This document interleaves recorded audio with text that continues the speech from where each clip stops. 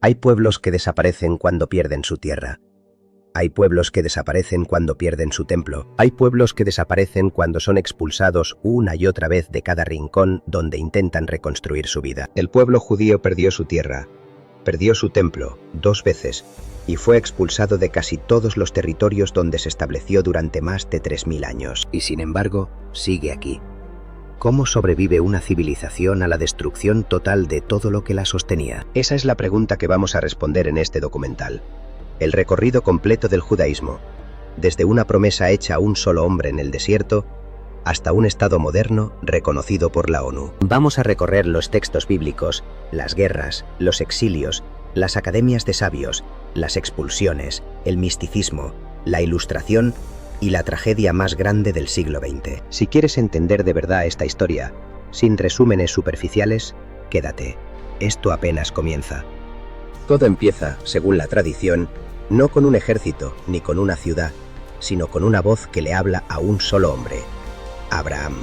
Abraham deja su tierra natal en Mesopotamia y recibe una promesa, una tierra, una descendencia numerosa como las estrellas y un pacto que lo distingue de todos los demás pueblos de la región. De él nacerán Isaac y Jacob, y los 12 hijos de Jacob darán origen a las 12 tribus que después formarán una nación. Pero antes de convertirse en nación, ese pueblo termina esclavizado en Egipto. Y ahí entra la figura que quizás sea la más influyente de todo el relato bíblico: Moisés. Moisés no solo saca a su pueblo de la esclavitud.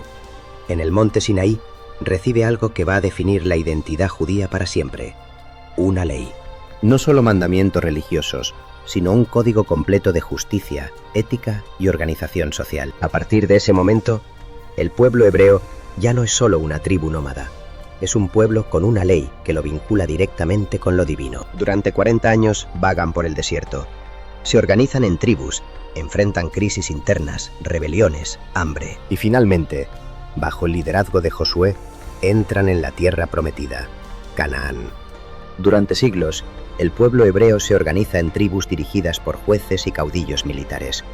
Pero llega un momento en que exigen algo distinto. Quieren un rey, como las demás naciones. Primero es Saúl, luego David, quien conquista Jerusalén y la convierte en capital política y espiritual del pueblo. Su hijo, Salomón, construye el primer templo, el centro religioso más importante de la historia judía, el lugar donde se creía que residía la presencia divina. Pero el esplendor no dura. A la muerte de Salomón, el reino se divide en 2, Israel al norte y Judá al sur. Esta división debilita al pueblo justo cuando comienzan a surgir imperios hambrientos de expansión: Asiria y después Babilonia. Israel cae primero, conquistado por los asirios. Sus habitantes son dispersados y, según la tradición, se pierden como las 10 tribus perdidas. Judá resiste más tiempo, pero su turno también llega. El primer gran trauma: Babilonia. En el año 586 antes de nuestra era, ocurre uno de los eventos más determinantes de toda la historia judía. Los babilonios destruyen Jerusalén y arrasan el primer templo. Miles de personas son deportadas a Babilonia. Es el primer gran exilio y también es, paradójicamente, uno de los momentos más fértiles de la historia judía. Sin templo, sin tierra, sin monarquía, el pueblo tiene que reinventar su forma de practicar la fe. Nace ahí una idea revolucionaria. Se puede adorar a Dios sin necesidad de un edificio sagrado, a través del estudio de los textos y la oración comunitaria. Es la idea de lo que después será la sinagoga. Décadas después, cuando el imperio persa conquista Babilonia, el rey Ciro permite el regreso de los judíos a Jerusalén. Bajo el liderazgo de Esdras y Nehemías, se reconstruye el templo, el segundo templo, y se restaura la vida comunitaria en torno a la Torá. Con la llegada de Alejandro Magno, todo el Mediterráneo oriental queda bajo influencia griega. Muchas comunidades judías adoptan elementos de esa cultura, pero cuando el gobernante seleucida, Antíoco IV, intenta imponer el culto griego a la fuerza y profana el templo, estalla una revuelta. La familia macabea lidera ese levantamiento, y su victoria da origen a una de las festividades más conocidas hasta hoy. Hanukkah, la fiesta de las luces, conmemora la purificación del templo tras la victoria de los macabeos. Pero la independencia judía dura poco. Roma se convierte en la nueva potencia dominante e impone como gobernante local a Herodes el Grande. Herodes, una figura controvertida, expande y embellece el templo hasta convertirlo en una de las estructuras más imponentes de la antigüedad. En esta época conviven distintos grupos religiosos: los fariseos, defensores de la interpretación oral, y los saduceos, ligados a la aristocracia. Finalmente, los esenios, comunidades apartadas que buscaban la pureza espiritual en el desierto, completan este complejo mosaico religioso. En el año 70 de nuestra era, tras una rebelión judía contra el dominio romano, las legiones de Roma destruyen Jerusalén y arrasan el segundo templo. Esta vez, la destrucción no será temporal. Nunca volverá a reconstruirse. De este momento marca el nacimiento del judaísmo tal como se conoce hoy. Sin templo, sin sacrificios, sin sacerdocio central, la religión necesita transformarse por completo. Un grupo de sabios, liderados por Yohanan ben Zakkai, se reúne en la ciudad de Yavne y comienza a codificar la tradición oral. De ese esfuerzo nace la Mishnah, el primer gran compendio de leyes y debates rabínicos. Es el nacimiento del judaísmo rabínico, una religión centrada ya no en el templo, sino en el estudio, la sinagoga y la comunidad, sin importar en qué parte del mundo se encuentre. Con el centro espiritual desplazado, las grandes academias rabínicas de Babilonia se convierten en el corazón intelectual del judaísmo durante siglos. Ahí, generaciones de sabios, los Geonim, debaten, comentan y amplían la Mishnah hasta producir el Talmud, un océano de discusiones legales, éticas y filosóficas que se convertirá en la columna vertebral del pensamiento judío. Curiosamente, bajo el dominio islámico, muchas comunidades judías viven un periodo de relativa estabilidad.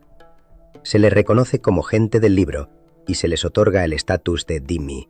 Pueden practicar su religión pagando un tributo especial, aunque con restricciones sociales. Esta convivencia, con sus luces y sombras, permite un intercambio cultural notable entre el pensamiento judío, árabe y griego clásico. En la península ibérica bajo dominio musulmán florece lo que muchos historiadores llaman la Edad de Oro judía. Poetas, médicos, astrónomos y filósofos judíos participan activamente en la vida intelectual de Al-Ándalus. La figura más destacada es Maimónides, médico y filósofo cuya obra intenta conciliar la razón con la fe judía. Su pensamiento sigue siendo estudiado hoy en día en todo el mundo. Mientras tanto, en la Europa cristiana, la vida judía, conocida como Ashkenaz, es mucho más precaria. Las cruzadas desatan oleadas de violencia contra comunidades judías en el camino hacia Tierra Santa. Se les impone vivir en barrios separados, se les prohíben ciertas profesiones y se les acusa de calumnias. El golpe más duro llega en 1492. Los reyes católicos decretan la expulsión de todos los judíos de España. Miles abandonan su hogar, dispersándose por el norte de África, el Imperio Otomano y Europa. Los que se quedan enfrentan la vigilancia constante de la Inquisición tras su conversión forzosa. Frente al dolor del exilio,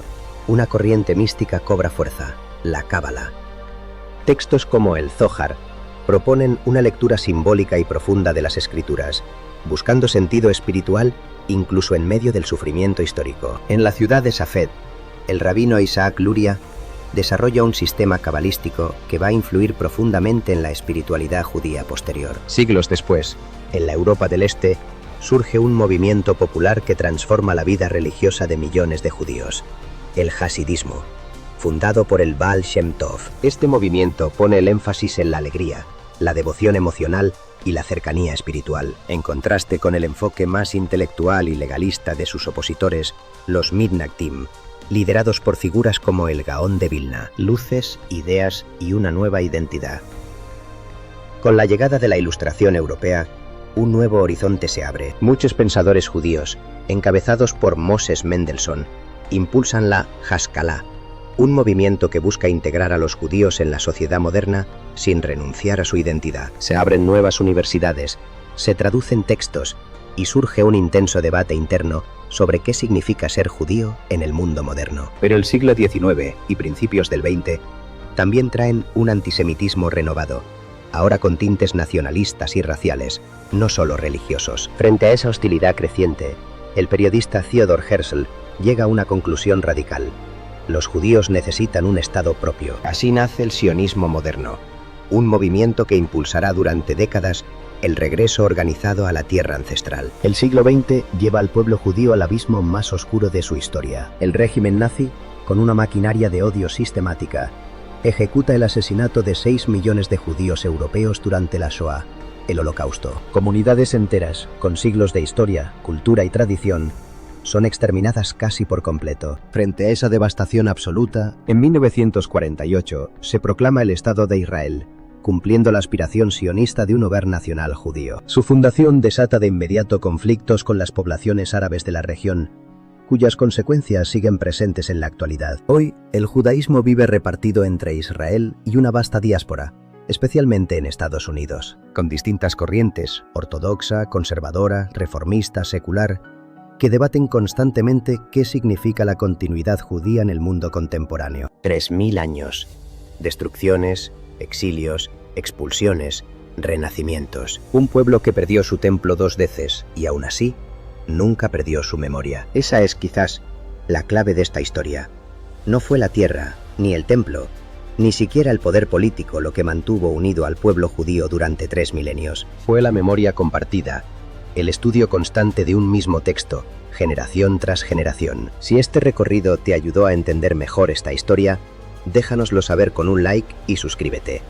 En el próximo documental, seguimos explorando las grandes civilizaciones que marcaron el mundo.